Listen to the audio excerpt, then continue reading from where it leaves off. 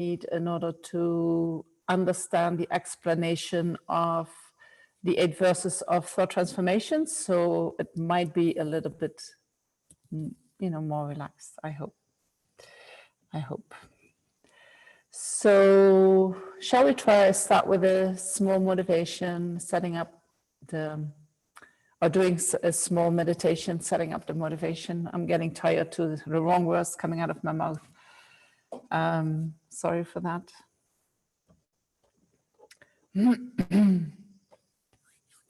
And then, let's do that. Just to focus the mind.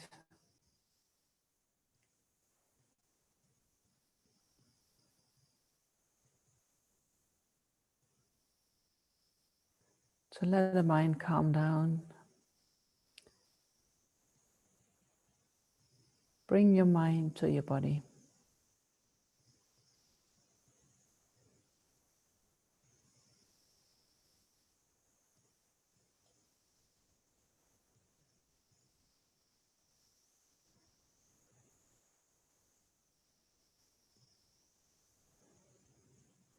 And to your breath.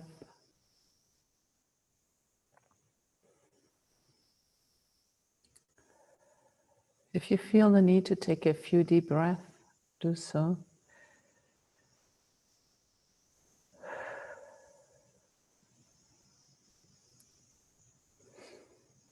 And after that, let the breath find its natural flow.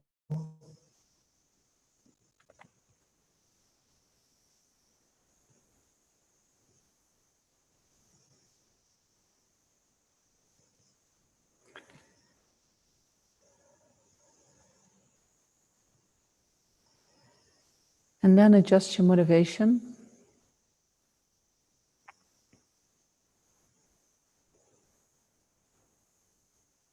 These teachings that we're going to listen to, they are really to develop the bodhicitta mind, the mind that wishes to attain enlightenment for the benefit of all sentient beings. So to listen to them with a worldly motivation, I think it's not even appropriate. And if you really have a worldly motivation, I think you can't even listen to these teachings. So let's try to, but in general, we do have a worldly motivation. So let's consciously set up a motivation that goes beyond this life, that goes beyond the me, that thinks about the benefit of all sentient beings and how all sentient beings, just as ourselves, are in this samsaric event where we suffer and where we create the causes for suffering again and again, and where we all long to be happy. But it is so difficult to create the causes for happiness and to really get that. And then contemplate the fact that it doesn't have to be like this. That there is a method that shows the way out of our bounded existence, the existence which is under the influence of the disturbing emotions, where we have no control over our mind. There is a method that teaches us that the reason why we are in here is because we cannot see the nature of reality. And due to that, we create delusions again and again. Every time when a pleasant feeling arises, attachment follows. When an unpleasant feeling arises, aversion follows. We have no control over that until we see the nature of reality. Once we see that directly, we cut the disturbing emotions from the root. And we stop creating the causes for suffering. And so we wish to be free from suffering, and in order to attain that state, we would like to realize the nature of reality. But then we have so many sentient beings around us suffering from exactly the same thing. And we all have a connection with them. The fact that we are where we are is only due to the kindness of others.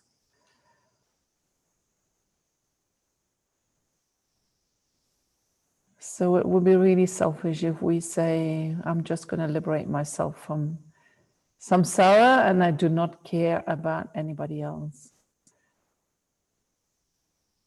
You know, the most appropriate thing to do would be to say, once I know how to do that, I will come back to all sentient beings and will guide them.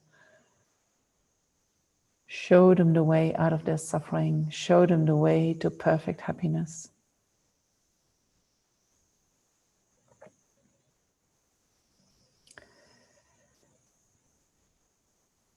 So how can we do that? Only when we develop our full potential for wisdom and compassion, when we attain Buddhahood, when we attain the state of full awakening. So try to think, I want to attain that state so that I can be of greatest benefit to all sentient beings, so that I can show all of them how to get out of suffering, how to become totally liberated from fear, from suffering, from pain, from uncertainty, from unstable mind, from loneliness, from anything that you can think of that is unpleasant.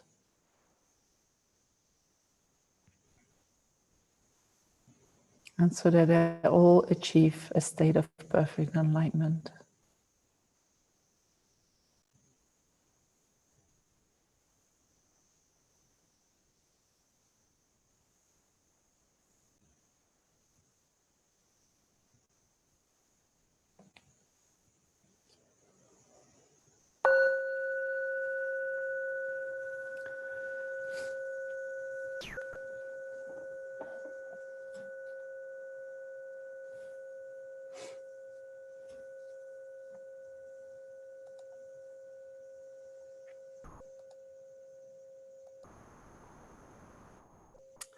All right, I was checking if Warren is already here. I thought maybe I'll answer his question before we start, but I don't see his name popping up. Maybe he comes in later. So let's start with the 8 verses of thought transformation. So maybe I say a little bit where they're coming from. Let me have a look where I have that. Not here. I sent you a handout in the Google Drive box. I don't know exactly how to say that, but there you can find a sheet with the 8 verses of mind transformation, and I will also put them on the screen. So you don't have to necessarily have them at hand. So these teachings are coming from Langri Tampa Dorje Sangha. He was has a direct lineage to Atisha. Atisha is the one who wrote the stages of the path to enlightenment, and he is seen as an extremely guru within the Buddhist tradition.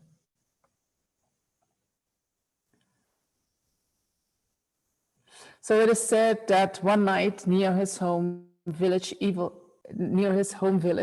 spirits gathered to discuss doing harm to a local person. And this Geshe Langri Tampa was suggested as he lived alone and unprotected. So these spirits, they thought, we're going to go and attack him. You know, he is alone, he cannot defend himself.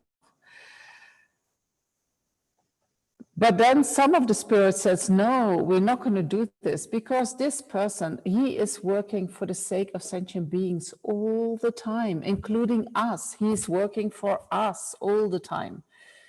So then even evil spirits could not harm this Geshe, because he was so dedicated to bodhicitta. So that's the story that goes around about him.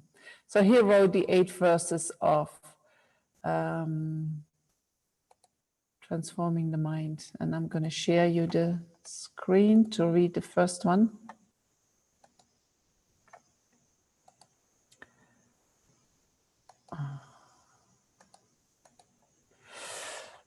All right. So the first one is, determined to obtain the greatest possible benefit from all sentient beings who are more precious than a wish-fulfilling jewel, I shall hold them most dear at all times.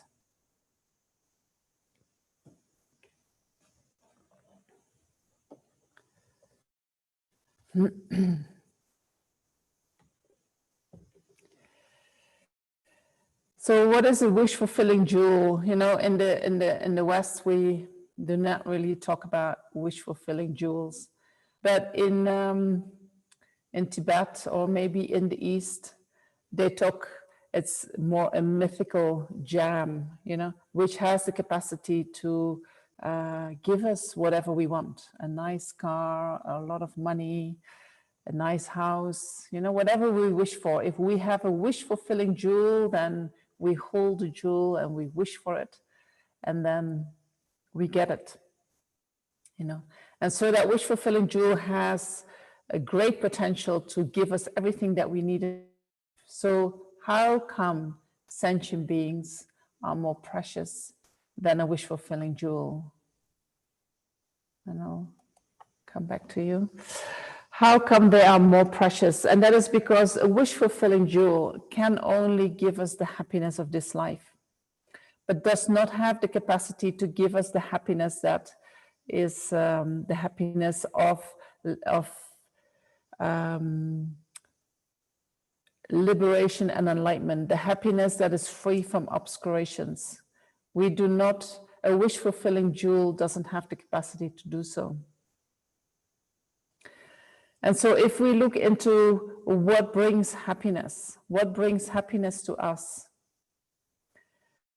Happiness refers to the pleasant experiences. We have talked about that. And what are the causes for the pleasant experiences? Is that we do virtuous actions. So how do we do virtuous actions? Who do we need for that? Sentient beings. Only in dependence upon sentient beings can we engage in virtuous actions. Only in dependence on sentient beings can we practice generosity. You know, people need to say, hey, do you have some money for me? And then we practice generosity. Or people, for instance, they harm us. And then in dependence on that, we can practice ethics and we can decide I'm not going to harm back. And in dependence on sentient beings, we can practice patience, you know, even when they are irritating and even when they are hurting us. We can, in dependence on that, generate a mind that is undisturbed by harm.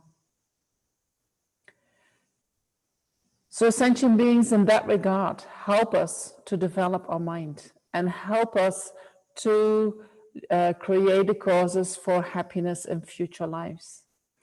And also help us to create the causes for liberation and enlightenment.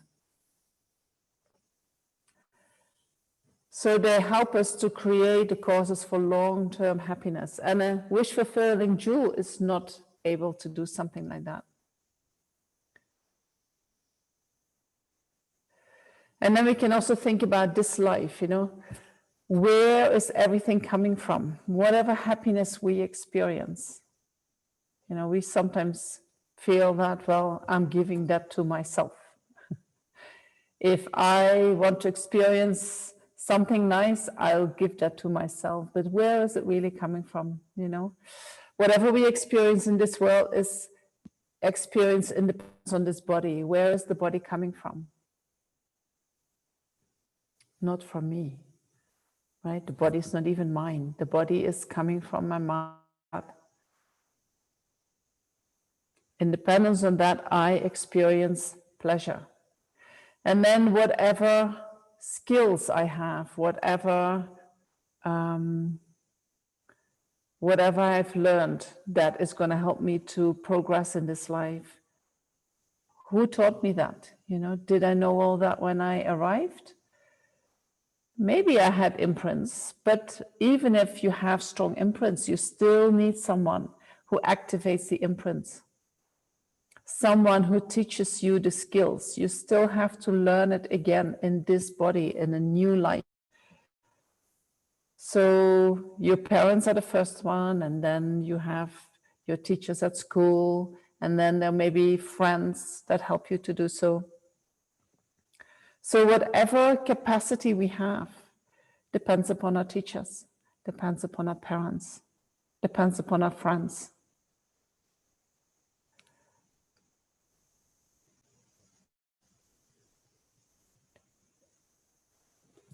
And then we can even think about the motivation that we set, right? I want to achieve enlightenment for the benefit of all sentient beings. I want to develop loving kindness and compassion for all sentient beings. But if there's nobody out there that needs love, how can we generate love? If there is nobody out there who is suffering, how can we develop compassion? So we can think about all the qualities that we need in order to attain enlightenment, or even liberation, or even a good future rebirth. We totally depend on all sentient beings for doing so. So therefore, they are more precious than a wish-fulfilling jewel. And so what we practice is we practice to hold them dear. We practice that we acknowledge in each and every moment that our happiness is coming from them. You know, sometimes when somebody really hurts us, we might have the tendency to say, I don't want to have anything to do with you. And also mentally, we do not want to be with them. But in Mahayana Buddhism, we say, no, they're very precious. You know, you hold them very close to you. Because in dependence on them, you develop your qualities.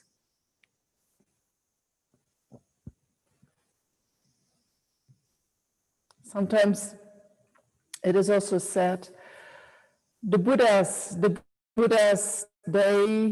every sentient being as equal. They love each sentient being equally, and they have compassion for each and every sentient being equally. Would be angry with sentient beings if we would not cherish them, if we would hold them dear. We are actually displeasing the Buddhas. You know, we're doing actions which are not in accordance with the actions of the Buddhas. We say, I want to become a Buddha, but I act in a very different way than Buddhas act. Right? So we can also say that because Buddhas hold all sentient beings as equally dear, as the most precious, and we have decided we would like to become a Buddha, then that is also what we practice, to hold all sentient beings dear, to hold them equally dear. Right, that is the meaning of the first. So they are the ones who take us to enlightenment, you know. We have to do the hard work, but for that, for any success, we totally depend upon them. And it is good to acknowledge that. So I thought when we go, I didn't tell you how we can go about today, you know, being more relaxed and having more your input, but I thought I'll at least go through 4 of the verses, maybe 5 if it is within an hour. And then I'll give you the chance to put forward your questions verbally. If you have questions coming up during the explanation in the first hour, and you would like to ask them, and you would like me to look at that during that hour, feel free to put them in the chat. But if you say, no, I want to keep that for later, that's fine too. You know, that's totally up to you.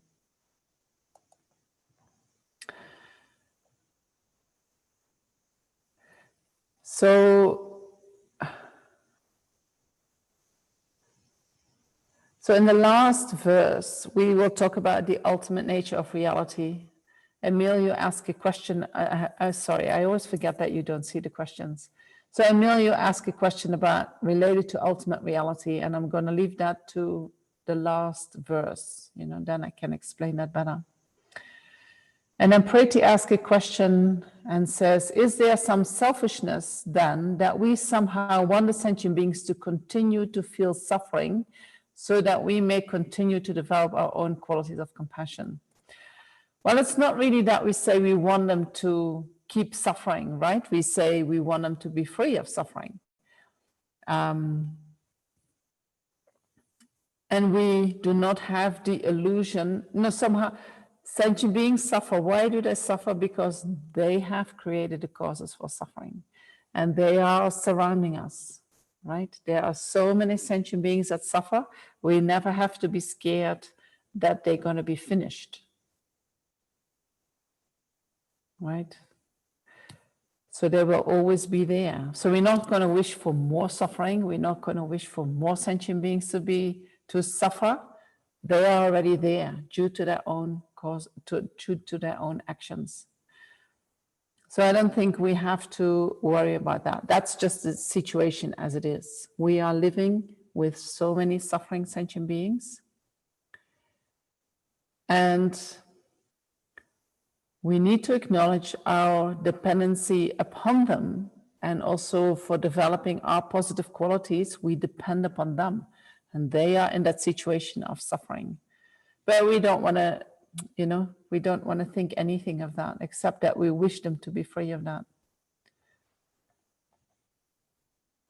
So some people, when you're going to think, what if all sentient beings are going to be enlightened? And there are these discussions, but and Lama Tsongkhapa says definitely there is going to be a point in time that all sentient beings are going to be enlightened. And then we have the question, but then there are no suffering sentient beings. So how can the last person develop compassion? And then Lama sometimes say, well, Buddhas, they can manifest in many ways. Buddhas can manifest as suffering sentient beings. So if it is needed for someone to achieve enlightenment and have contact with sentient beings, and there are no suffering sentient beings, Buddhas will manifest that way. So we don't have to worry about a lack of that. All right. So then the second verse, let me go back to the screen. Share the screen. Here it is. The second verse says, when in the company of others, I will always consider myself the lowest of all, and from the depth of my heart, hold others dear and supreme.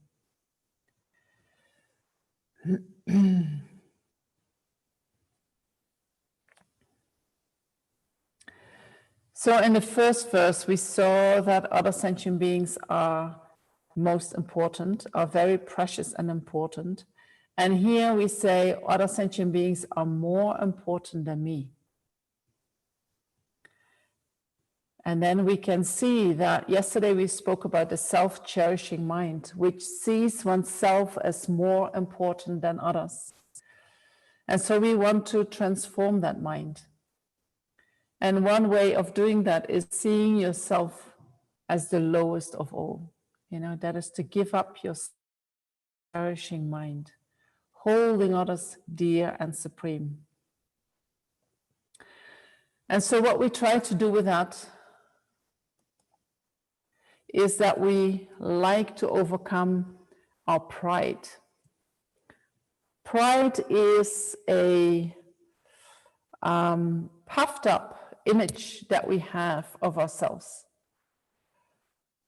Pride is the most subtle obscuration, that not the most subtle obscuration, it's the most subtle delusion that we have. It is the most difficult delusion to remove from the mind. And we have it all, we all have it, and we strongly identify with our pride. And so giving that up is a very difficult practice. But in order to become enlightened, we have to do that. You know, we cannot become enlightened while having this deluded pride. So pride is based on self-grasping, holding on onto the self, believing that it exists inherently. And then in dependence upon that, we generate that image of ourselves. If you do a lot of spiritual practice, you can get to places where you feel that if you're going to go there, you're not going to exist anymore somehow, you know.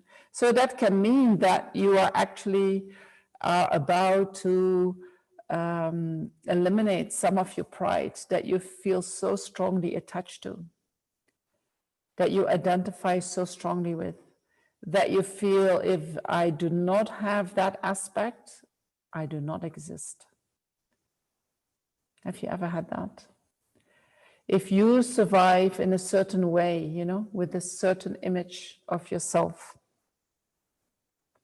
even if you are, for instance, the victim of abuse since you were a little child, the only way you got attention, the only way you knew that you were existing was by experiencing abuse.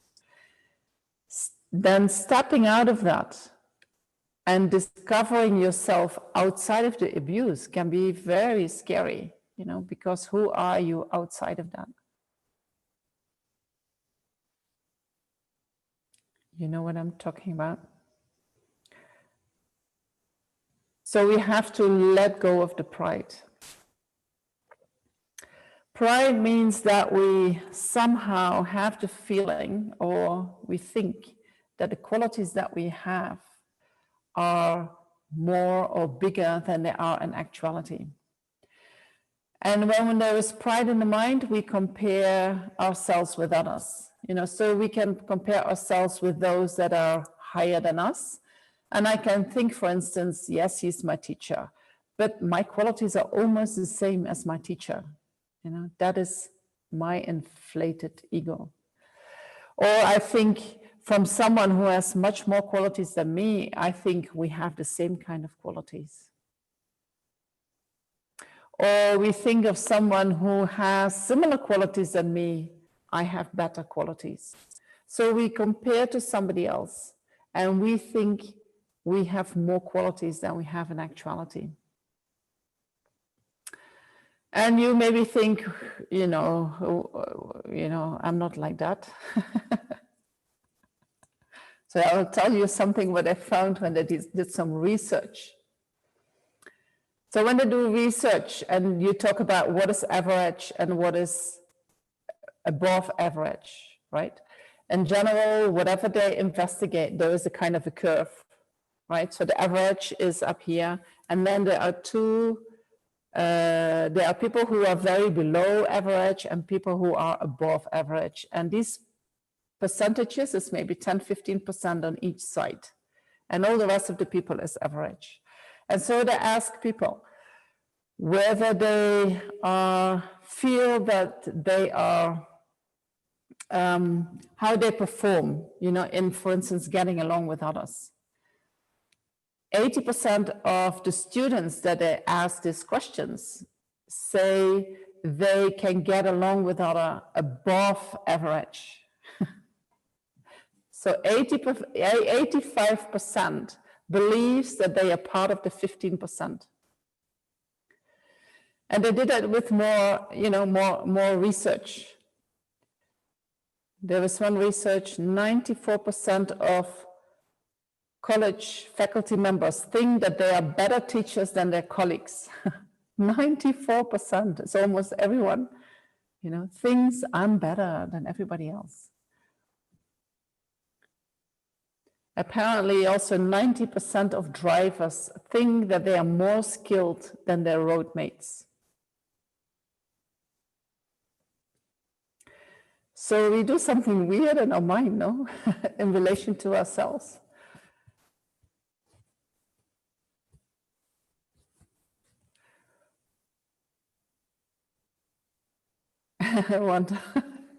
One time I had to drive somewhere and somebody was driving behind me. And I thought I was driving really, I felt really good what I was doing. And I think we had to drive 20 minutes. And after 20 minutes, we got out of the car and the guy behind me said, "My gosh, the way you drive." You're all the time on the middle side of the road. You shouldn't be there. And I thought I was doing perfectly fine. So we have different ideas about the way we are doing things, than we might be doing them in actuality.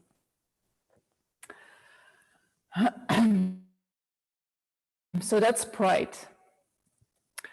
When we have a lot of pride, we become arrogant and we might start looking down upon others. So pride can be, I feel I have better qualities than you, but that is just your own personal idea, your own personal delusion. But then we can also, in relationship to others, start to treat them by looking down on them, by treating them badly. We can start, showing off. Look what kind of skills that I had. Do you have any idea how long I can hold this meditation? Many people have a lot of pride with respect to their physical appearance, their physical strength, their wealth, their status. Whatever we feel we're good at, pride is right there.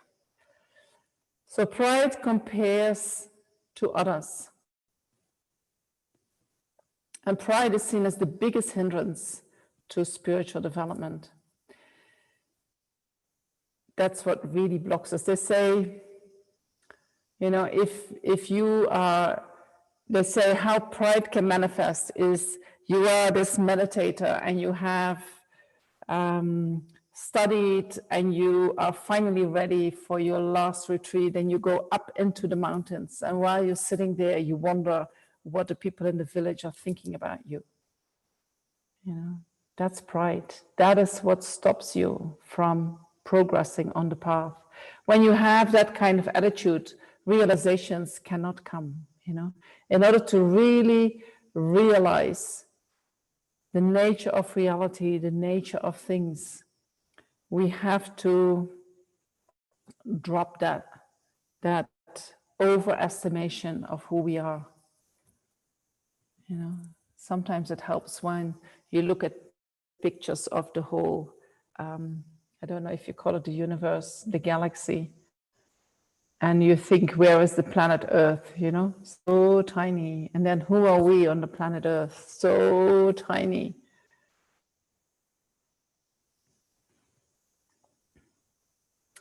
So pride is something different than self-confidence, It is, self-confidence is good within the practice when it is based on how things really are.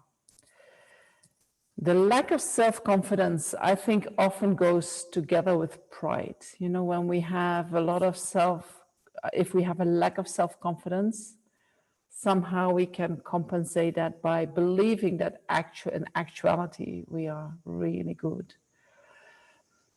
When you do more practice, you get more self-confidence, and I have the impression that can give you the ability to let go of that puffed up mind, that holding on to believing that you are better than you are in actuality.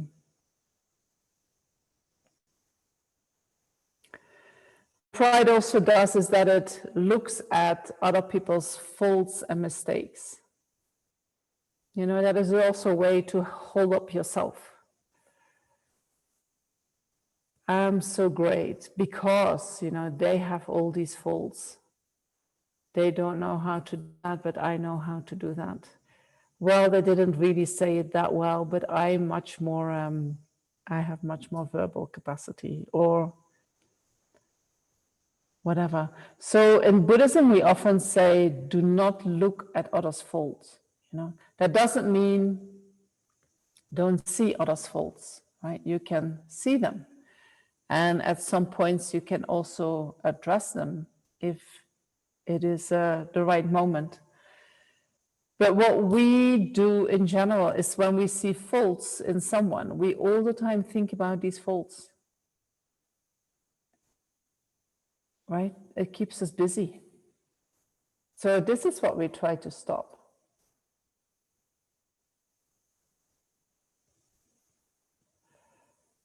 Because there is no good that can come from that, you know? When we think these things that we are seeing are faults and we keep ruminating, going over it again and again, the only thing we are doing is puffing up our pride.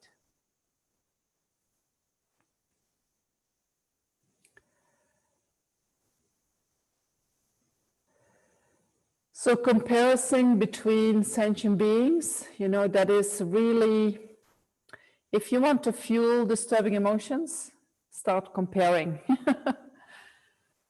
You know, feeling more superior is the pride, but also when you have a culture in which people compare themselves with others a lot, jealousy, resentment, you know, all these really awful, disturbing emotions, they come so easily in the mind. Right? And we are living in quite a competitive society.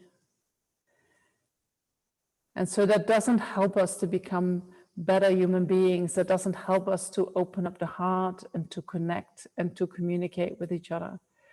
But it actually reinforces the delusions, you know, the pride, the jealousy, the resentment, also the attachment. I want to be the best. And then in order to be the best, you know, I easily go into harmful actions towards others.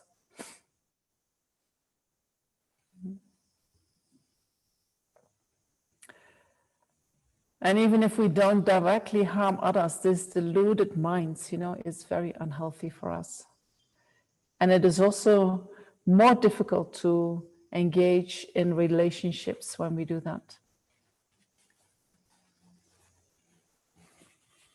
Right? I mean, in loving and caring relationships.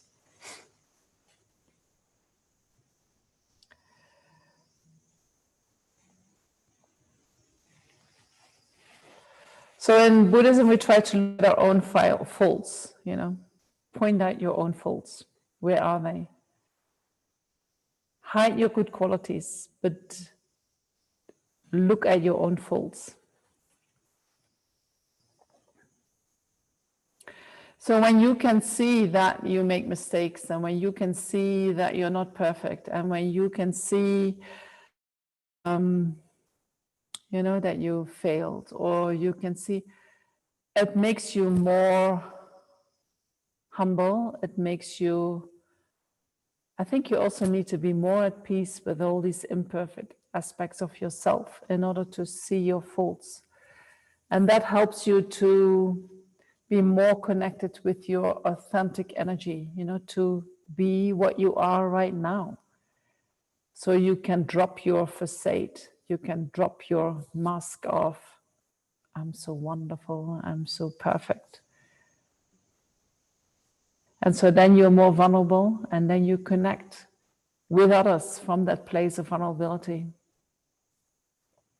And that establishes much more caring and compassionate and loving relationships than that you hide your faults, you know, because when we hide our faults a lot, we have to put up some kind of protection so that other people don't see it. So being the lowest of all, when we are with sentient beings. Whenever I am with others, I will practice seeing myself as the lowest of all. And from the very depth of my heart, I will respectfully hold others as supreme. The lowest of all doesn't mean having low self-esteem, right? You can have, we say, divine pride. You know who you are, you know your qualities, but you go never into this comparison with others. I'm better than you, you know. So then maybe you reinforce other people's good qualities. You do not talk about their faults. You do not think about their faults. You just, you think about your own faults, you know, and that makes that the pride that compares yourself with others and that wants to be better, that pride, you can't act like that. I have to go to the questions because some, oh my gosh, you're coming with so many.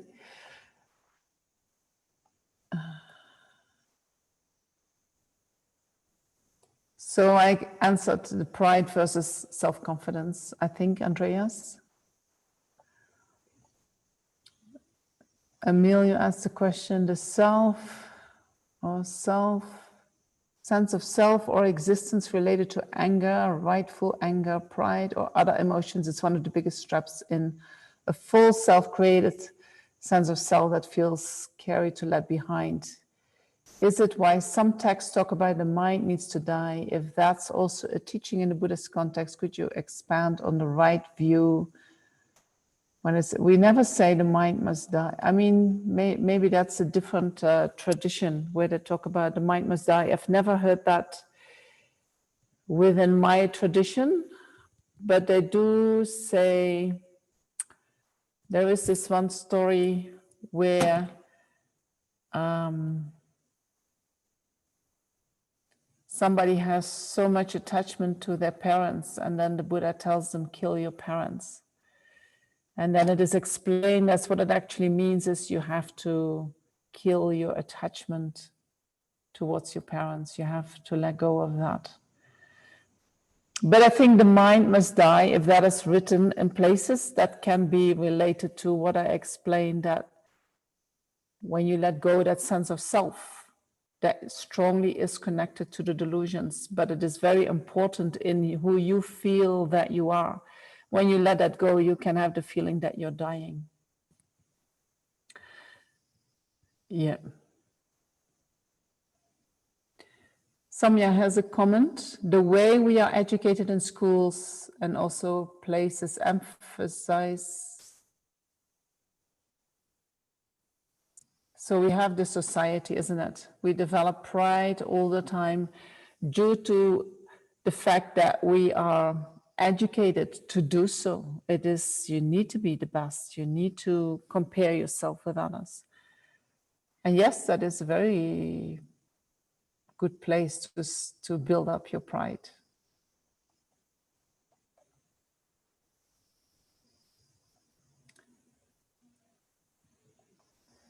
Pretty, how can you build a healthy self-esteem and self-confidence without overestimating yourself if you're in an environment that is already very competitive and critical of you?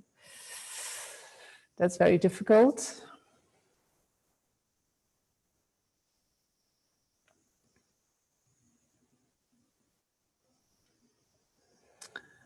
I think if you want to build healthy self-esteem and healthy self-confidence, you need to take time out from your environment and be on your own and connect with yourself and validate yourself. And the more you develop your mind, that can help you to be more self-confident. Self-esteem is often related to what you do, how good you are in something.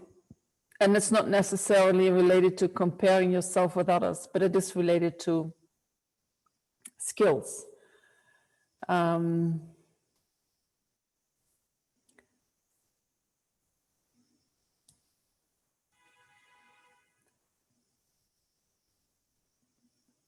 So I would say take some time every day to sit with yourself, even if it is 10, 15 minutes, and evaluate yourself. And do that in a way that it's going to help you to build up your self-confidence and your self-esteem. And then you can say, when you have something in yourself, you can say, well, no matter what other people say, that's not going to change the conclusions that I made.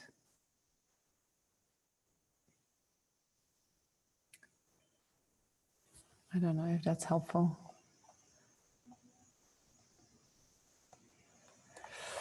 Okay. I can continue the third verse, which is about mindfulness. So we already spoke about mindfulness in the course, so you know a little bit about that. So the verse says, vigilant the moment a delusion appears in my mind, endangering myself and others, I shall confront and avert it without delay.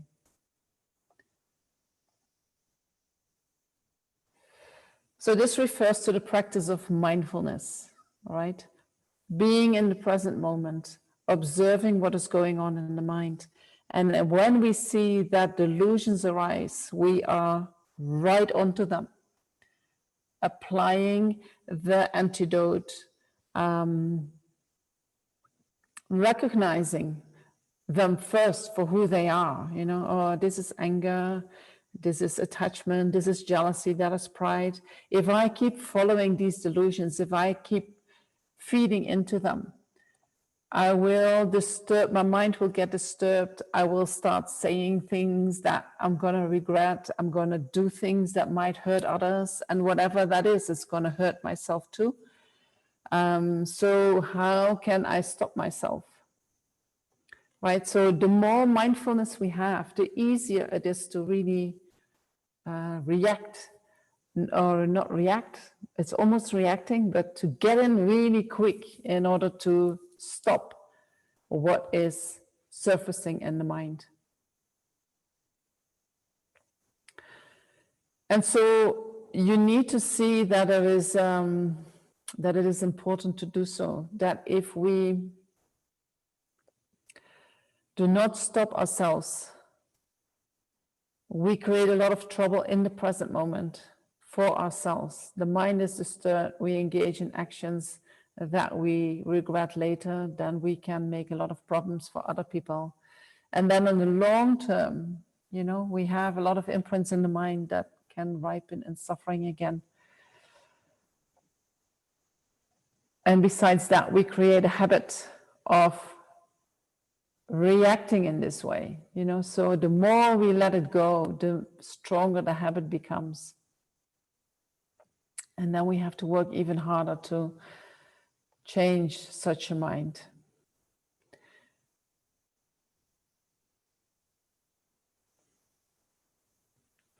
So we spoke about the antidotes that we can apply to the different emotions. We spoke about the antidote to attachment, which was practicing contentment and meditating on impermanence and death. We spoke about the antidotes to anger, which are loving kindness and practicing patience. Then we can, the antidotes to jealousy. You know, jealousy is a very nasty emotion, disturbing emotion. And it is a mixture of attachment and anger, that we cannot bear to see somebody else happy or to see that somebody else has something that we would like to have. And so a very good antidote to that is rejoicing in the good fortune of others. You know, when somebody is successful, when somebody has something beautiful, when someone, you know, you say, how wonderful. And you try to sincerely be happy, reflecting on the fact that good fortune only comes due to the merit the person has gathered, right? It's not coming from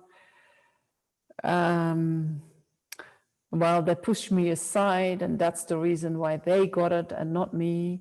Or actually, I should have got that because I'm more this and more that, you know. This is how jealousy looks like. So they didn't get it because they did something now. They got it because they had a merit to get it. And if they pushed you away in this life, you know, they will have the results coming from that in another lifetime. But you didn't get it because you didn't have enough merit to get it.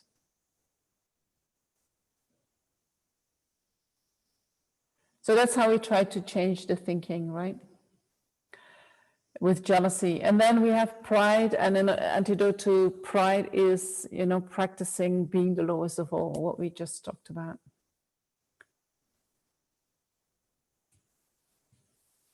Another way of counteracting the disturbing emotions, and we have gone through these, you know, so I will just touch them very lightly. So one is that we meditate on the nature of the mind. We try to meditate on the spacious aspect of the mind in which thoughts arise and then they dissolve back into the mind. Or we meditate on the mind like the sky.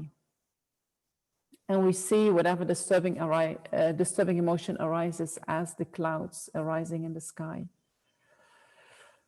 Or we practice, when disturbing emotions arise, we identify with that, right? We say, I am angry, I am jealous. So what you can say, disturbing emotions arise from causes and conditions. It is not who you are. It is something that you identify with, but it is not really who you are. So you can say, anger arises in the mind. Anger is in my mind. My mind is not anger. Anger is not my mind. Anger is something that arises in the mind and dissolves back into the mind. Anger arises in the mind. I am not my anger. My anger is not who I am. It is something that arises in the mind due to causes and conditions and will dissolve back into the mind. And so when you repeat that, when anger is in the mind, you step back. You know, what you do is you step back and you try to let anger arise without saying, that's who I am. Because the moment you say, I am that, anger will stay much longer in the mind, will come in the mind much easier.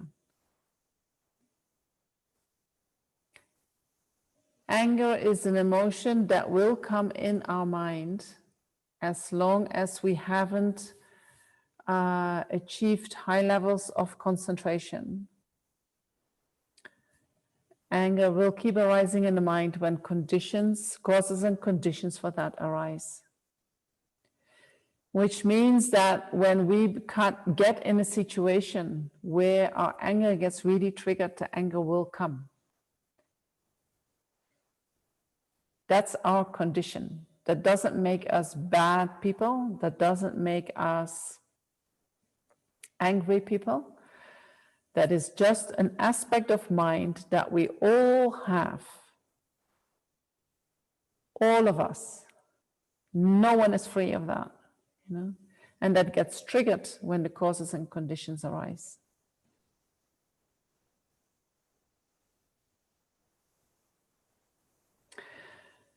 And so sometimes it might be that the disturbing emotion just comes out and you had no chance to stop it, you know.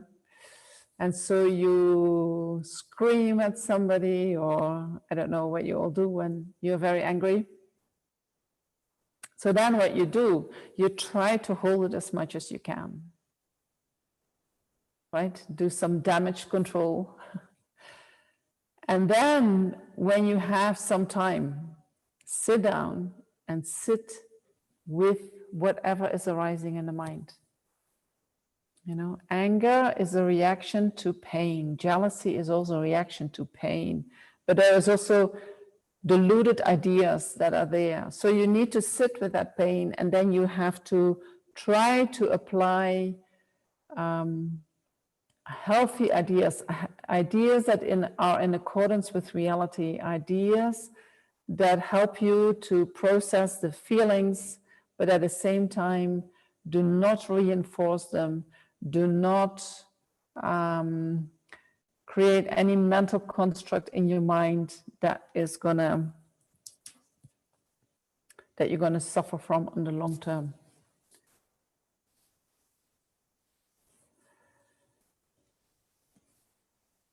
My mom always said, you know, when you're angry, before you open your mouth, count to 10. And if you're still angry, count back from 10 to 1. And when you do that and you put your attention really on the counting, you know, often the anger is gone. But you need to be willing to intervene in your own anger, you know, and anger is an emotion. When it comes up, we often feel, I'm right. We feel very righteous, and we feel that I should say this. And then it comes out. So that makes it difficult to catch your anger, you know, but it is an emotion that is not bringing you any benefit. So then we go to the fourth. I just have a very quick look at if I can put the emotions, the antidotes for each of the negative emotions. Can somebody of you do that?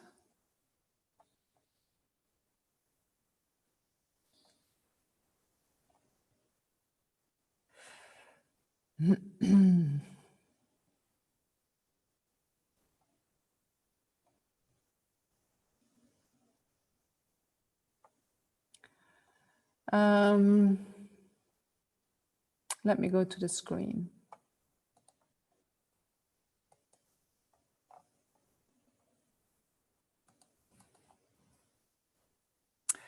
Whenever I see beings who are wicked in nature and overwhelmed by violent negative actions and suffering, I shall hold such rare ones dear, as if I had found a precious treasure.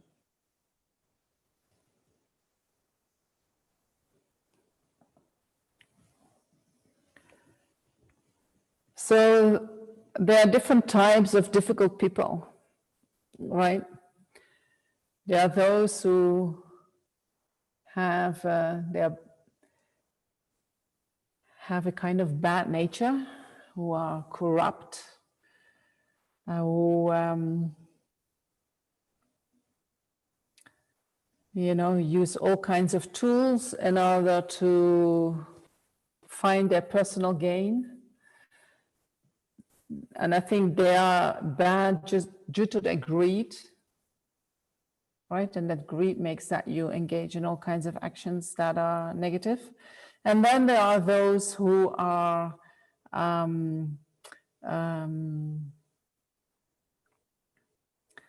oppressed by intense negativity, they say. For instance, there are people that due to causes and conditions end up in the criminal world. You know, there are cities where being part of a criminal gang is actually helping your reputation within that area. Some people, they have lack of money and they get off with a lot of money if they do some kind of, when they do a murder or when they do some drug trafficking, or, you know, so there are different ways that people can become, they engage in negative actions. Yeah. What I always think of when I read this verse is that someone is in front of you and goes out of their mind, right? Either they're very angry with you or they just insult anyone who is passing. You know, people who are so overwhelmed by their own disturbing emotions that they get out of their mind. So then in general, we do not like to be with people like that, and we maybe treat them as lesser beings, or we, want them to shut up and stop their actions, or we definitely do not see them as something precious, right? Or as if we found a treasure. We do not see them like that. We often have strong judgment towards these people. Oh, he is just mad, or she got a psychosis, or whatever, they are mentally ill. But if you really, why are we mentally ill? There are reasons for that. Mental illness is often a situation where the disturbing emotions have become so overwhelming. But if you look what is underneath and what made that happen, there was often a very tragic story underneath that we cannot see, when somebody goes out of their mind. Sometimes mental illnesses are seen as ways of surviving.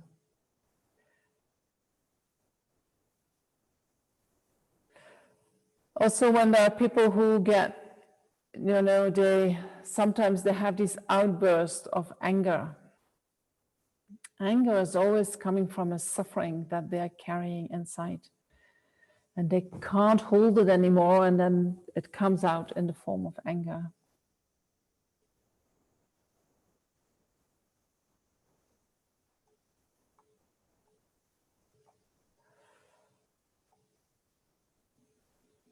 So how can we react with patience and compassion to these people? So we need to see their suffering. We need to see that they are human beings. We need to see that also they have the potential to become a Buddha. But due to so many unfortunate circumstances, they ended up in that situation in which they get overwhelmed and in which they express themselves in this way.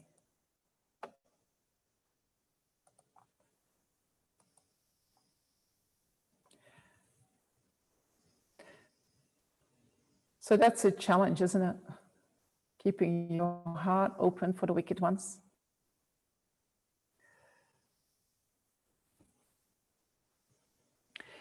So sometimes also, these people have already a presence of strong delusions and negative imprints in their mind. The fact that they end up in these horrible circumstances also says something about their karma. And then the fact that they make certain choices also says something about the habits that are already in the mind. But despite that, they are still human beings, and they still need love, and they still are in need of compassion. And they already meet many people who treat them like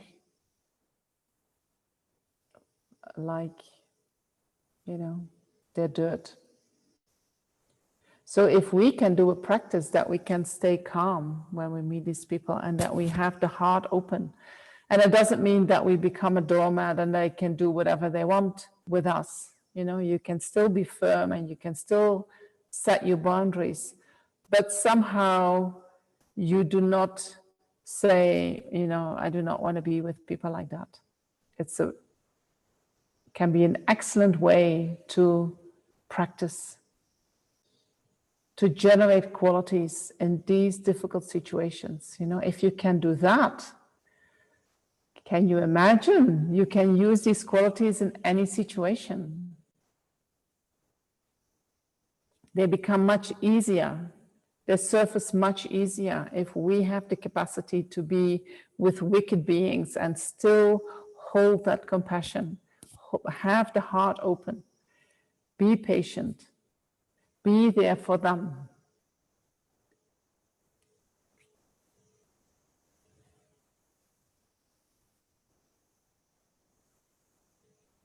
All right.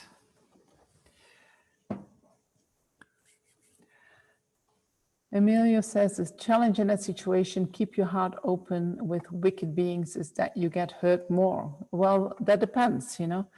If you do not have enough compassion, for sure, then they're going to hurt you. But if the compassion that you have is not based on a healthy self-compassion, yes, they're going to hurt you. But when you get hurt from these beings, that shows that you still have a lot of work to do. Or still have work to do. Let me say it like that. I don't know how much. What really protects us from these beings is our compassion. Compassion, I sometimes feel it can be like this cloud, you know, when we open our heart, it's a soft energy that we hold here and that we even can bring to that other person. But that softness has a quality that negativities cannot penetrate that. So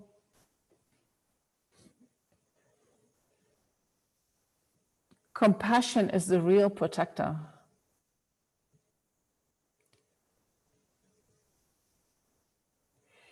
Compassion means that you keep having the wish for that other person to be free of suffering.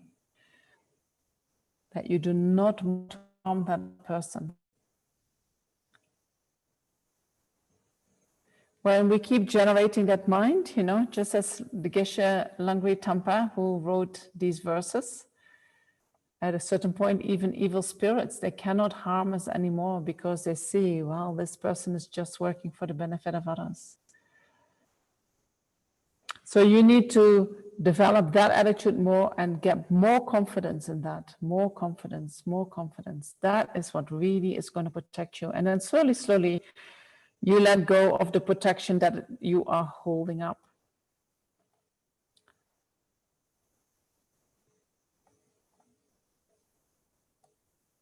So are there more people that I repeat quickly the antidotes to the delusions? Is that helpful? Yes, somebody says yes. Okay, so attachment. There are two antidotes.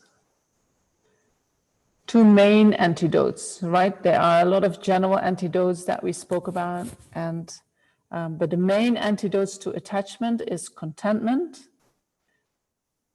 and meditating on impermanence and death.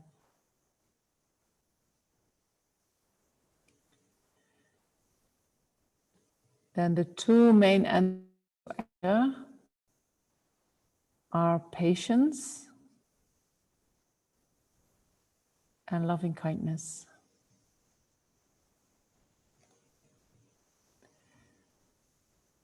The antidote to jealousy is rejoicing.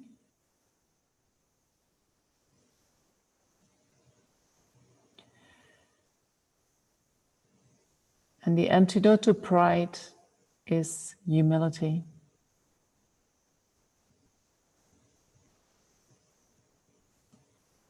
Is that all right, Preeti?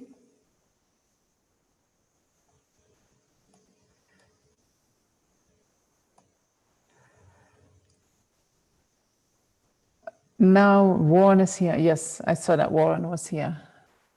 I will address the question in the afternoon. So Andrea says, how about distancing from toxic people? You know, of course, if you can.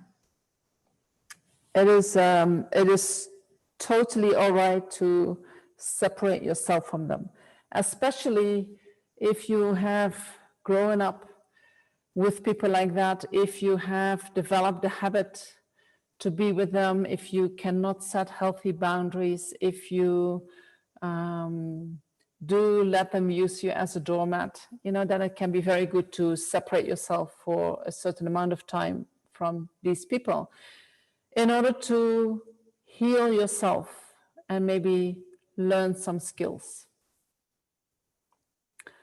So it depends on how you react to these people. You know, if you have reactions which are negative, it's better to distance yourself. But you need to keep practicing, and the distancing in your mind is not going to be forever, right? Maybe there's going to be a point in time that you have the qualities that you can be with these people without that they can influence you, without that they can hurt you or disturb your mind. That's where you want to get to eventually, because we want to work for all sentient beings, no? And so these toxic people are often the ones who are suffering most. So if we develop the skills that we can be with them, that would be really great. I want to open up the floor.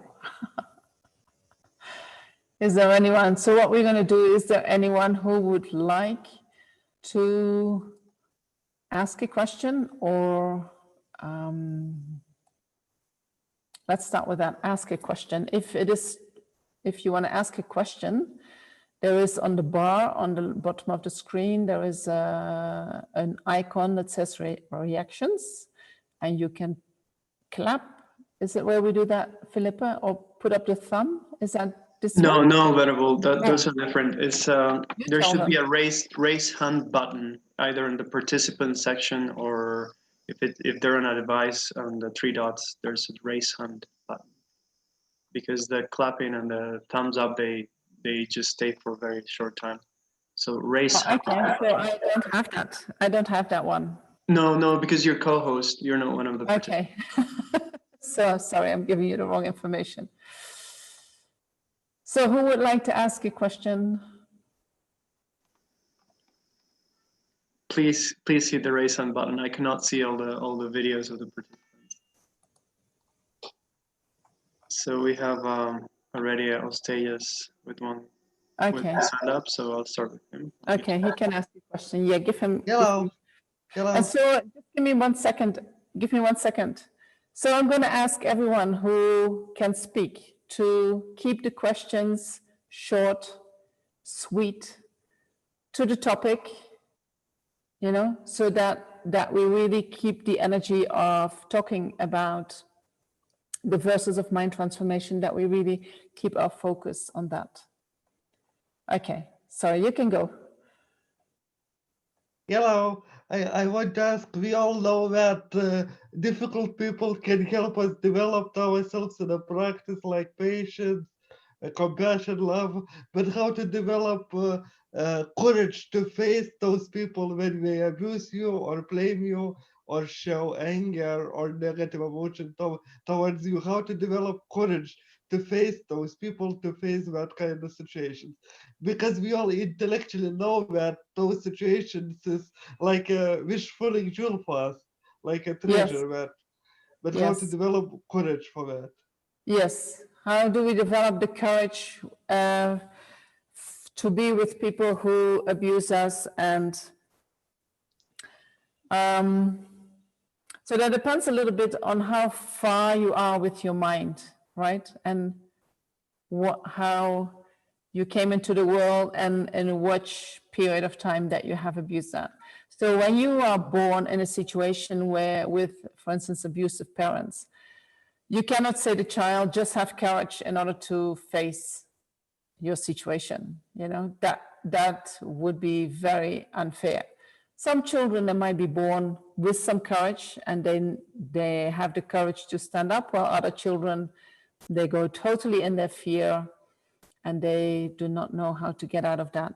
So in that case, I would say, first you have to get out of the situation. Heal yourself. Heal yourself. That's already courageous, to face your past. And then slowly, slowly you start to build up the qualities, independence upon your self-love, your self-compassion, in order to help others. And then you start first with people who are kind to you, and then people that you feel indifferent to, and the ones that you have difficulty with, you put them really in the last place, you know, because you have this sensitivity for these people. And even if you have done a lot of healing, you can still, you know, the wounds can easily open up. And so, but if you have grown up in a very nice family who was loving to you, and No. Yeah, what? No, not nice one. You didn't have nice ones? No. But you know, I have such a good karma that I do not have to conditions to step back from it. You know, I have to just face the situation because I do not have to condition to step back or withdraw or something like that. I have to just face those situations because I do not have to condition to run away from them. Right. When it happens. So you cannot run away from them, and that is very difficult, especially because I think even physically you can't run away, you know? So you're very dependent upon them. Yep. So then you have to really reflect, I think, on karma, and that in this lifetime you are doing a lot of purification, and if you can rejoice in that, you know, because that this is going to end one day, and then you have purified so much negative karma. You can also try to understand why they are so unpleasant to you. You know, what has happened in their life that they are the way they are, and have compassion for them. You know, and I think you don't even have to wonder, how do I build up the courage? Because you don't have any choice whether you see these people or not, right? You have to deal with it. You have to sit in it. So you need to find tools that you put in place, that you apply when the situation happens.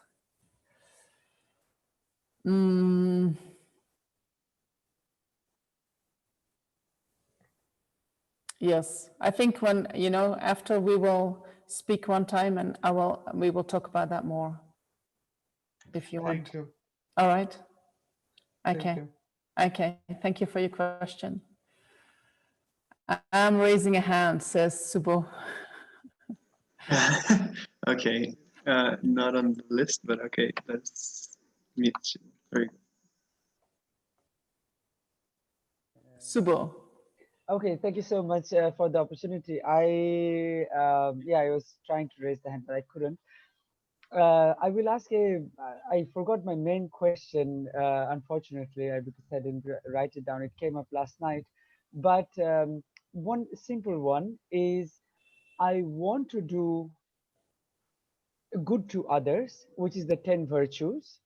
But at the same time, I don't know, is it the self-cherishing mind, or which side of me? Sometimes I don't know how to protect myself, and I get very emotionally down, kind of like when I see even a dog, for example, the street, it was passing and it was suffering so much.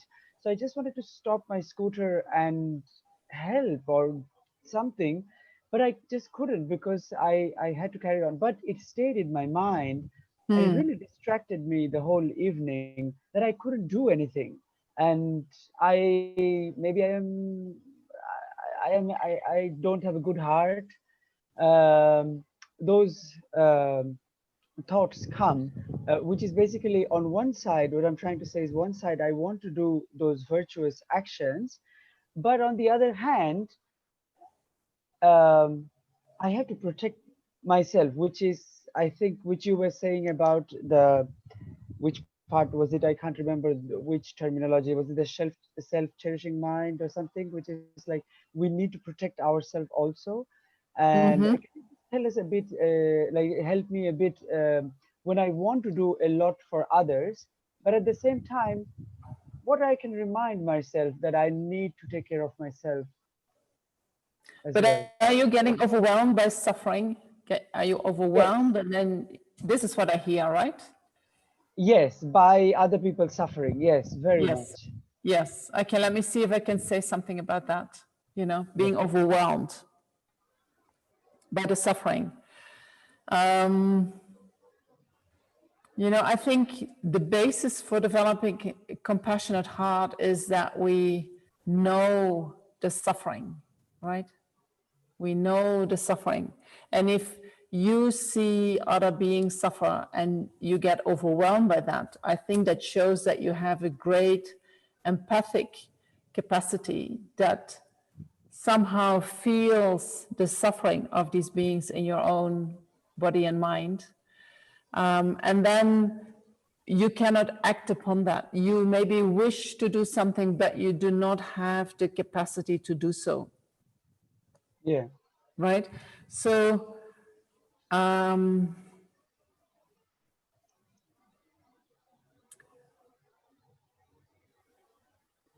so you need to lead, I don't know, I can say different things. You know, sometimes I had a period in my life that I could tune into people so much, you know, that you cannot do anything with that. And I had to say, I have to stop doing that because I'm so overwhelmed with the suffering and I cannot do anything, right? So what I did is I withdrew my empathy a bit to protect myself from that.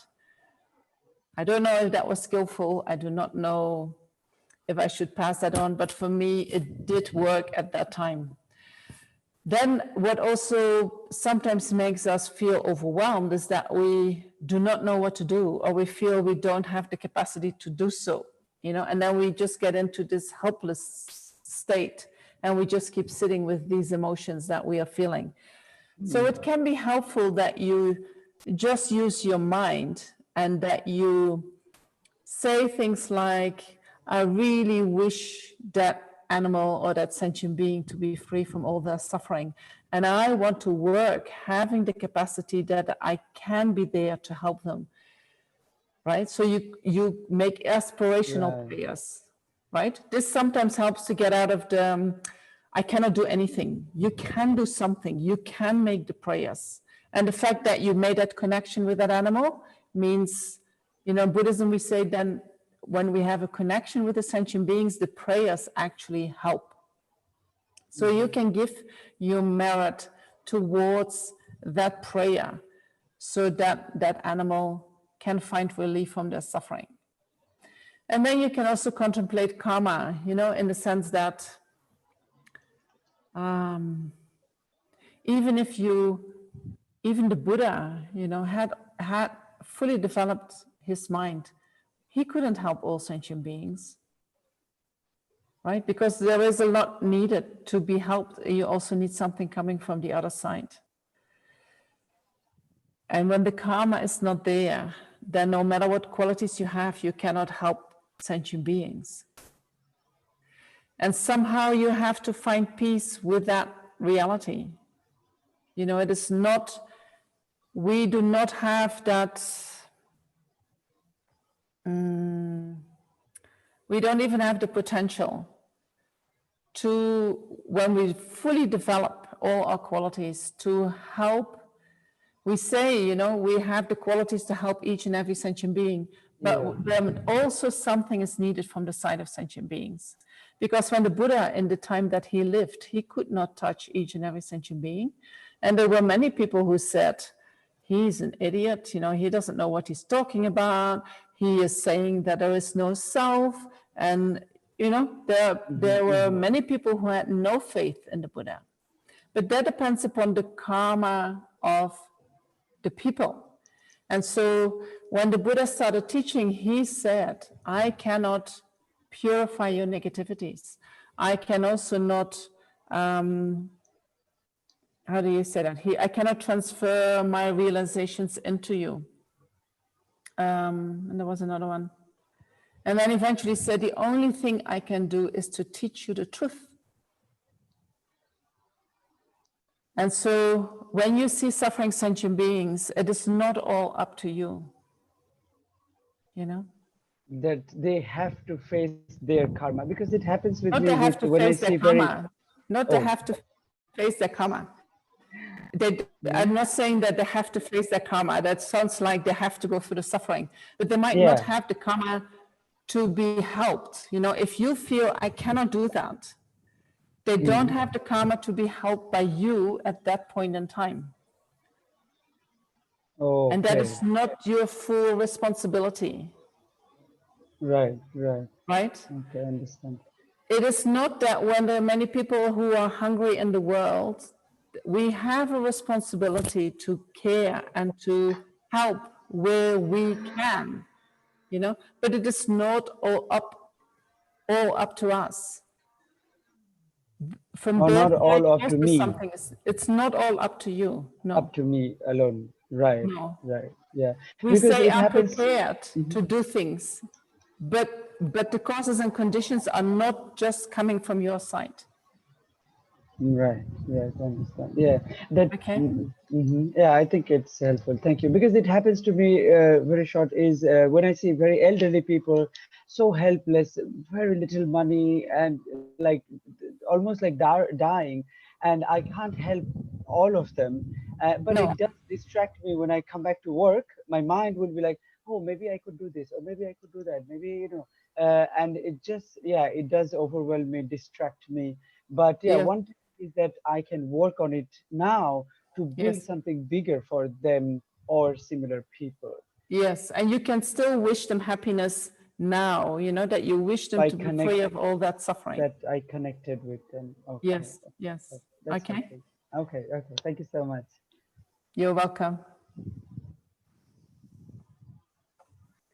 Can I just read one question? So one is about fear of heights, and one is about fear of flying. Can compassion help when we have fear of these kind of things? You know, sometimes I wonder if these fears are connected to some kind of karma, you know, that they are the result of some karma. And I don't know if I would, so in general, we say fear is somehow connected to negativities. It is the result of negative actions that we have done. But I'm not sure if I can connect that to fear of heights and fear of flying, you know, I don't know. So there are methods in the world where people teach you how to get over your fear of flying, right? You go to, there are places where they simulate flights and you can sit there and you have guidance and people teach you how to get over that. And for fear of heights, you could say the same thing. I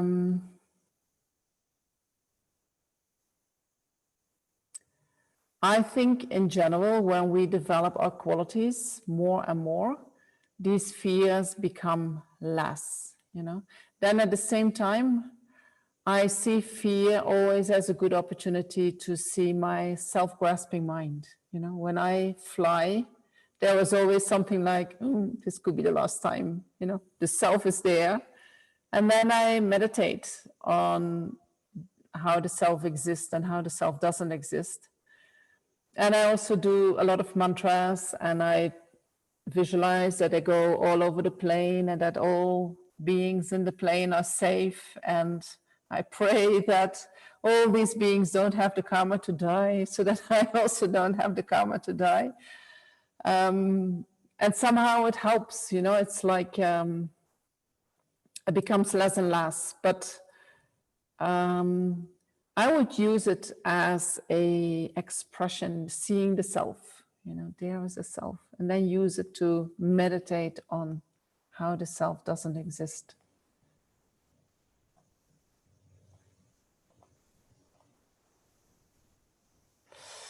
All right.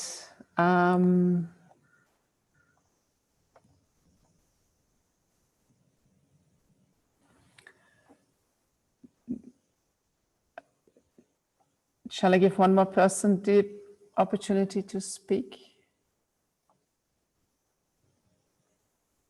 Anyone who wants to ask a question? Otherwise, I'll do a few more questions that are in the chat box.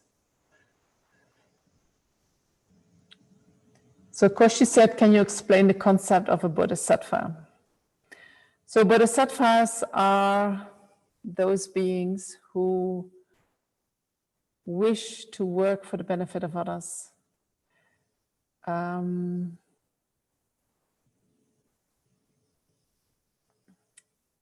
there are many different levels of bodhisattvas, and how Buddhism presents the path and the bodhisattvas who walk on the path. There is a path to liberation and there is a path to enlightenment. And the path to liberation, we walk for our own sake. The path to enlightenment, we walk for the sake of others. So if I have an inclination, you know, it depends on your own inclination. Some people feel like that Bodhisattva path is not for me, you know, I just want to work for my own liberation, and that is totally fine. Lama Zopa says, if you can do that, at least you release one sentient being from all suffering. How wonderful is that? But if you feel inclined that you want to work for the sake of others, then what you want to do is you want to develop a mind that feels compassion to each and every sentient being, that you generate a mind that wishes to achieve enlightenment for the benefit of all these sentient beings. And that realization is so strong that it is in your mind 24 hours a day. And it is there without any effort. And so then you enter into what we call the Bodhisattva path, the path to enlightenment, and you start to accumulate merit by studying, by engaging in what we call the 6 perfections, the perfection of giving, the perfection of ethics, the perfection of perseverance, concentration and wisdom and enthusiastic effort. And you create merit, and at the same time you try to develop concentrations, and independence on that you try to realize emptiness, and then you perfect that realization in a way that eventually you have no more disturbing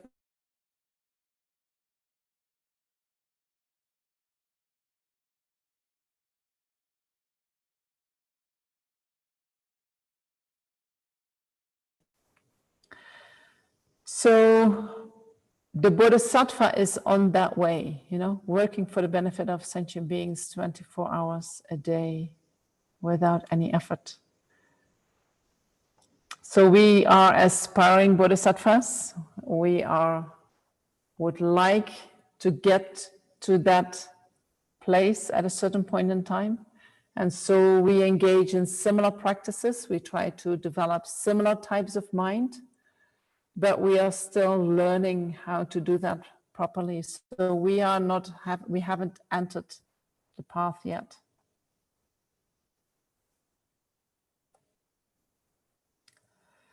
And so pretty as does Buddhism believe in a God, and is it a religion or a way of life? So you can see Buddhism as many different things. Buddhism doesn't believe in a God, is that the creator God, you know? Because if God, and something must have created God. If God is a creator, it means God is impermanent. So God, right? So this is God as the creator, a permanent being, doesn't exist in Buddhism. But we have many gods, you know, at the same time we have many gods. We cannot see them at the moment due to our obscurations, but there are places or where the God realms where there are many, many, many gods, and they're all different levels of gods, and they all have different capacities. So Buddhism is not a religion in the sense that it has a creator God, but many people practice Buddhism as a religion. Yeah. And then for many people, Buddhism is a way of life. And then for other people, Buddhism is a philosophy. And then for other people, Buddhism is that which is beyond religion, what is beyond philosophy, what is beyond a way of life. So I cannot give you one answer, but I hope that this answer helps to get an idea about what we are doing. So once Paula says, can liberation be lost? confused between the wish for self-liberation and enlightenment. So both liberation and enlightenment, they are attained on independence on the wisdom that realizes the nature of reality, that realizes emptiness. And so the liberated and the ones that has achieved enlightenment, they have realized emptiness, and both have realized emptiness in a way that all the disturbing emotions are removed from the mind, and therefore they that cannot be lost. But the one who has been liberated still has what we call the obscurations to knowledge, which refers to the dualistic appearances that we have, and it refers to the appearance of true existence, the appearance of inherent existence. So once you're liberated, you are out of samsara. You cannot come back to samsara, but you still have the appearance of inherent existence.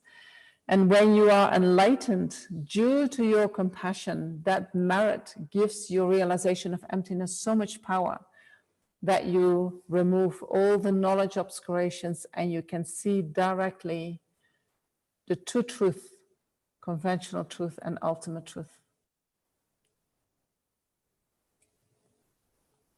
Is that all right? I know that if you haven't studied a lot, you think, oh my gosh, what is she talking about? You know, but I know that Paula has done a little bit, and I think she, I hope you get that. We have Emilio with his hand up. Yeah, I think first people have to ask the first question. Is that all right? Oh, who was that? Emilio. Yeah, he already. Oh, Emilio. So Emilio, it is 12.38, and I would like to do a meditation on Tonglang and extend it a little bit what we did yesterday. So what if I give you this afternoon the first turn in the question? Would that be okay with you, Emilio? We have thumbs up from Emilio, yeah. Okay, cool. So Chandrika, just as a checkup of my answer on what is a bodhisattva, is it correct to say that to be a bodhisattva, you first develop bodhicitta? That's true, yes. And once you have what we call uncontrived bodhicitta, the bodhicitta mind, 24/7 in your mind, without any effort, then you really get a title, you're a bodhisattva. But sometimes we also, people who are not that far yet, but they are trying, we also call them bodhisattvas, but they are a little bit, we are baby bodhisattvas, we are trying bodhisattvas. But you're correct, yes. There were some more questions. I have seen the questions, and I will, as you know, I will read them. So this afternoon, there is a question from Warren about a spiritual teacher, and we spoke about doing purification practices. So I will say a little bit about that. And we will give the word first to Emilio when we start doing questions. And I will, yes. So we have a lot to do this afternoon.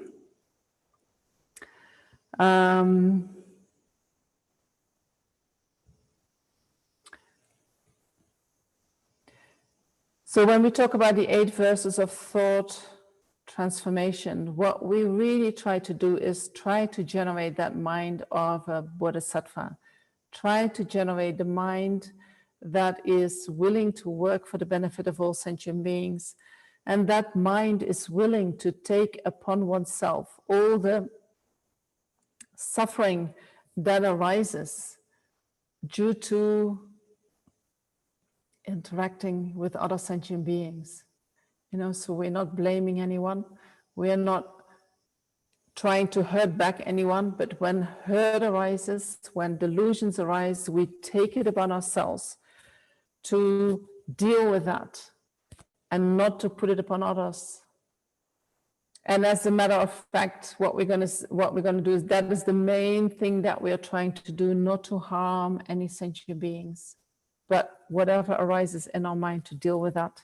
So the Tonglang practice is the practice that is really the practice of the Bodhisattva, the practice that says, I take on myself all the suffering, not just my own suffering, but I also visualize the suffering of others.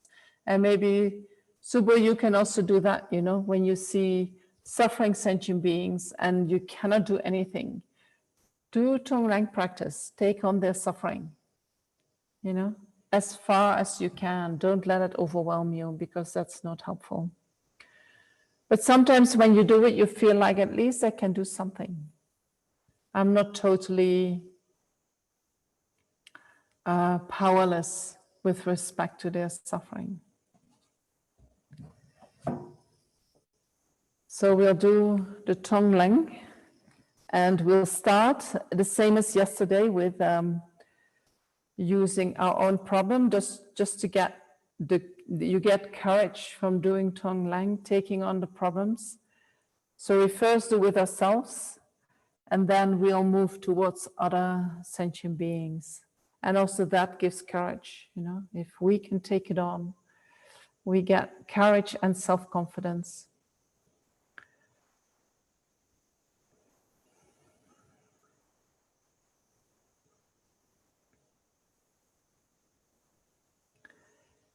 So give yourself a little bit of time to settle the mind.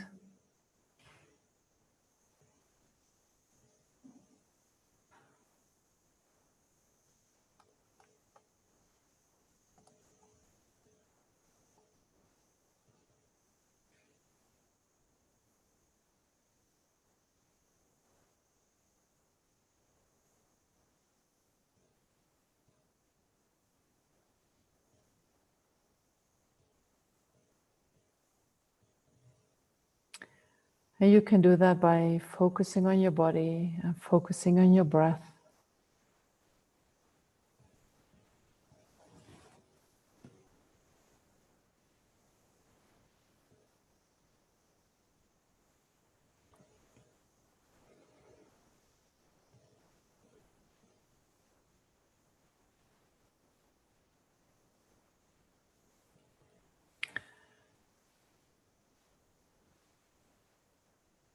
And then bring to mind a problem that is currently troubling you.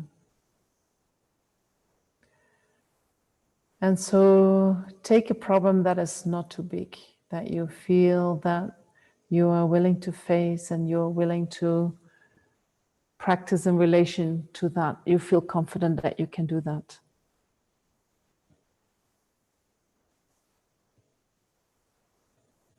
And that problem can either be a physical problem, some pains that you're suffering from, maybe an illness, or it can be an emotional problem, a psychological problem. You know, even being overwhelmed with the suffering of others can be the problem that you use to do this Tonglang practice. So allow that problem to arise in the mind and feel how painful it is. And maybe you feel that you don't want to have it, you want to push it away. You want to be free of that.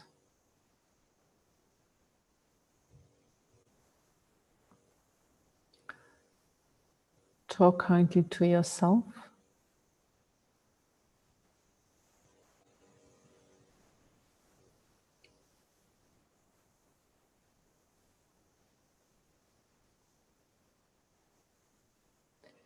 Talk to yourself as if you talk to a little child that is coming to you with his or her problem.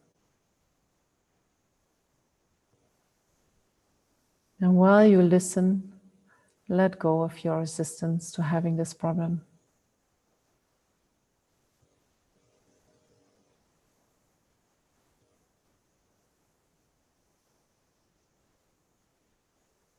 And when you breathe in, you visualize that you accept the problem and that you allow it to come close. And every time you breathe in, you take it on more.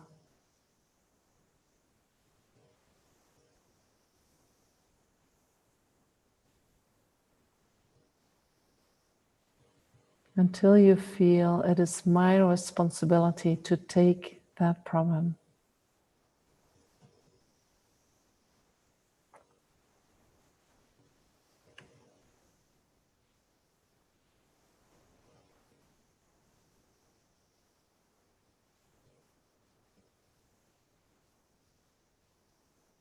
And then think, I am not the only person in the world experiencing a problem like this. There are many others. So think about other people who may be experiencing the same or a similar problem than you, and some maybe even to a greater degree than yourself.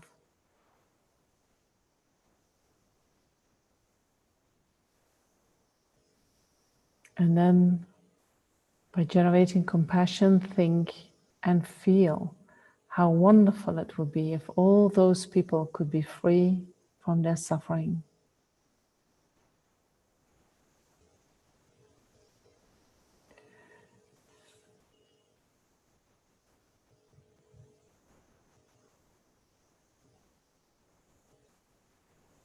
And then you decide to take upon yourself this problem, your own experience, with the compassionate wish that by doing so, all those other people will be free from their suffering. You can imagine that you breathe it in, let go of your resistance, your fears, your aversion towards your problem.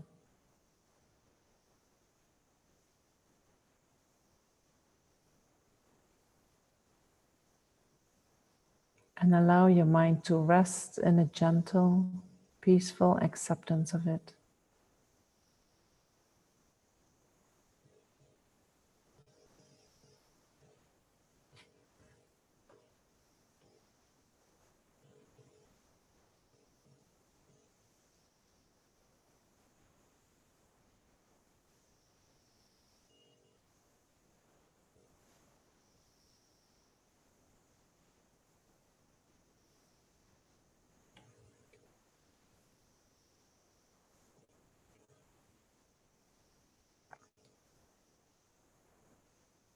With every breath you take, you breathe in your problem. On behalf of everybody else who is experiencing something similar. And by doing so, you imagine that you alleviate them from all their suffering.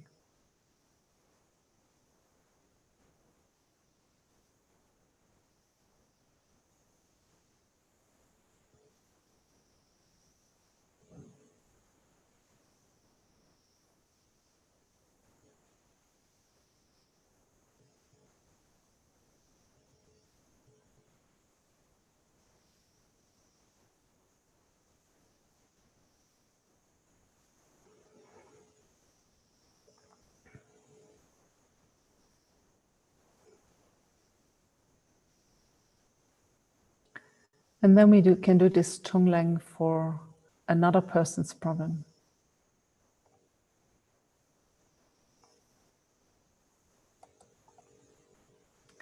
Imagine in front of you someone you know and love and who is suffering.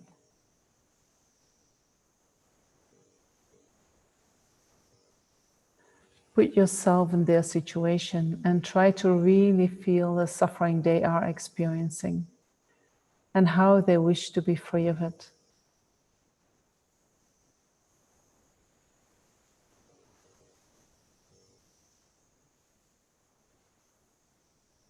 Feel how wonderful it would be if they could be free from all their sufferings and problems.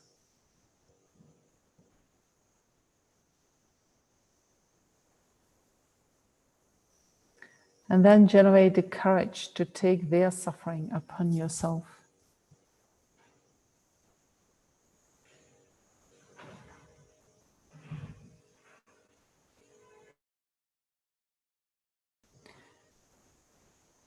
So in order to do that, you first visualize that your self-centered mind and all the delusions that arise from that, such as anger, attachment, and jealousy, they are sitting in your heart in the form of a black rock.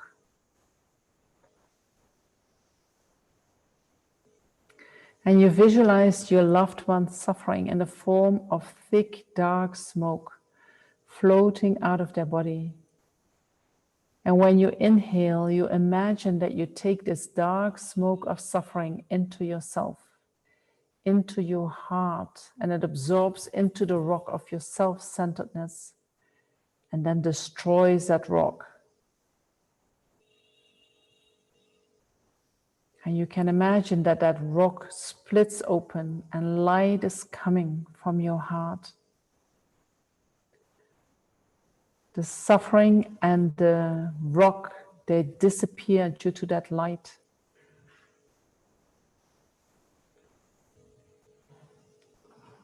And when you exhale, you breathe out that light. You breathe out your happiness. You breathe out all your positive qualities and merit.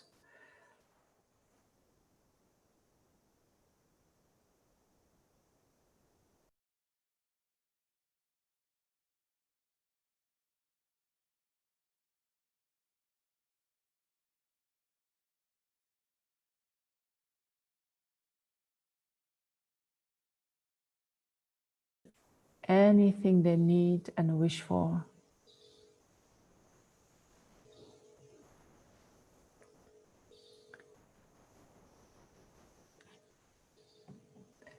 And you imagine that their needs and wishes are fulfilled and their mind is filled with peace, happiness, and all the knowledge and qualities of the spiritual path.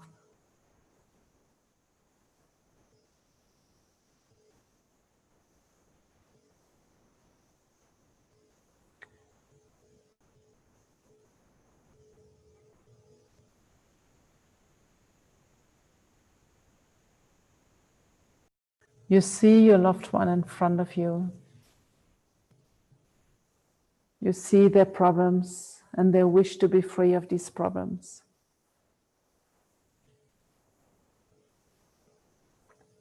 And when you inhale, you visualize that their problems come towards you in the form of thick, dark smoke floating out of their body.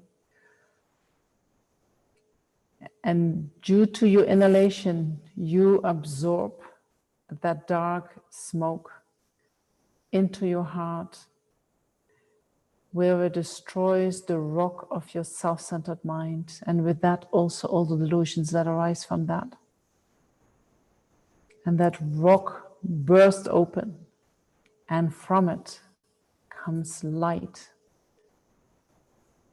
which represents your happiness, your positive qualities, your merit.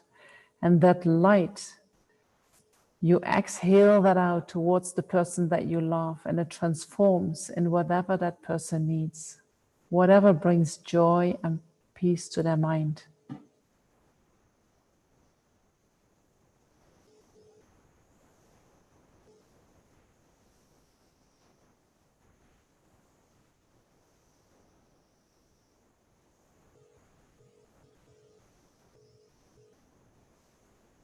And so you keep breathing in the dark smoke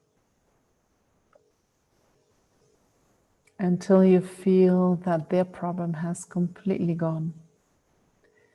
And you keep breathing out your happiness until you see that they have received everything they need.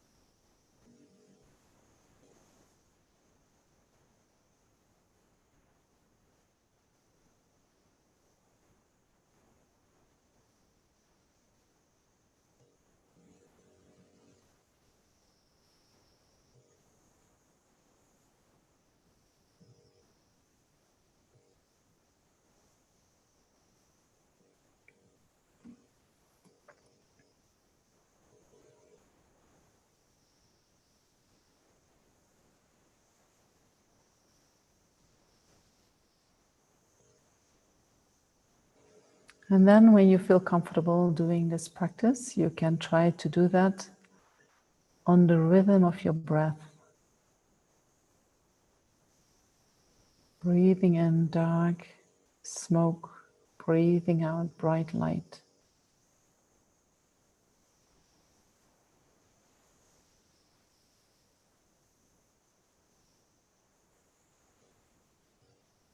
Taking in the problem of your loved one, giving them whatever they need.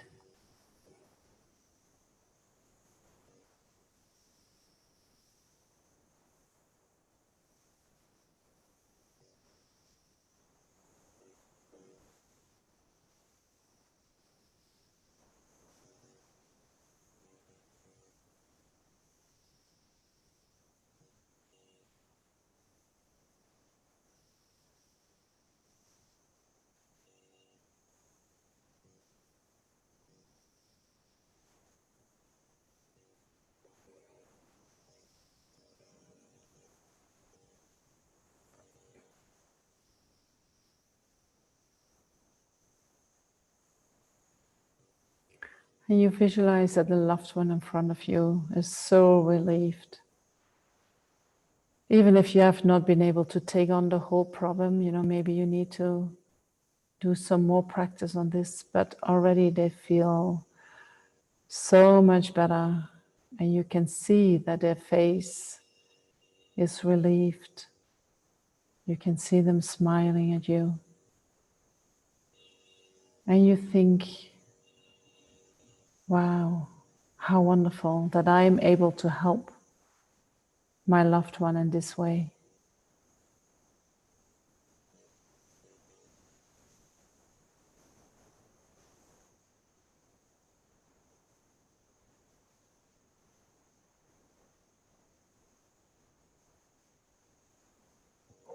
And so whatever problem you experience, whatever problem your loved ones experience, you can use your Tonglen practice in order to help them.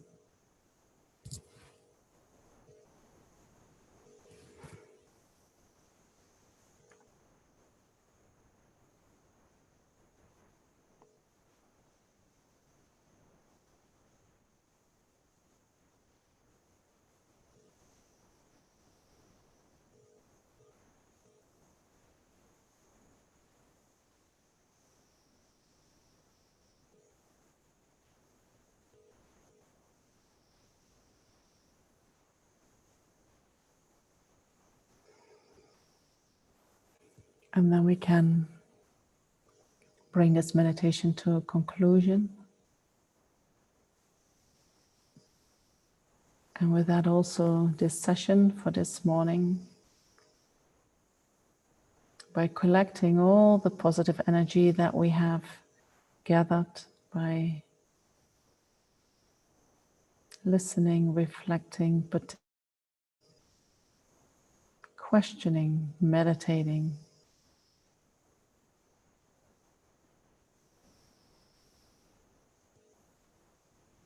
We can dedicate that towards the welfare and the happiness, temporary happiness and ultimate happiness of all sentient beings.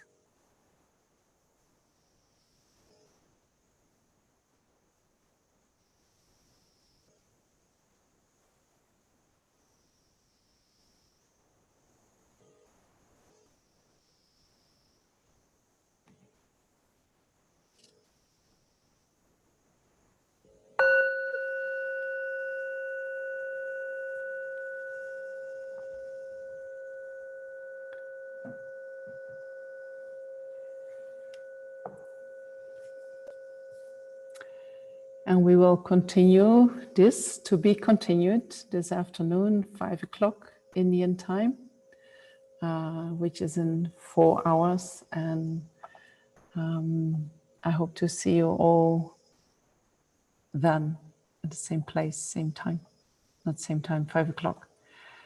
All right, enjoy the hours in between and see you this afternoon.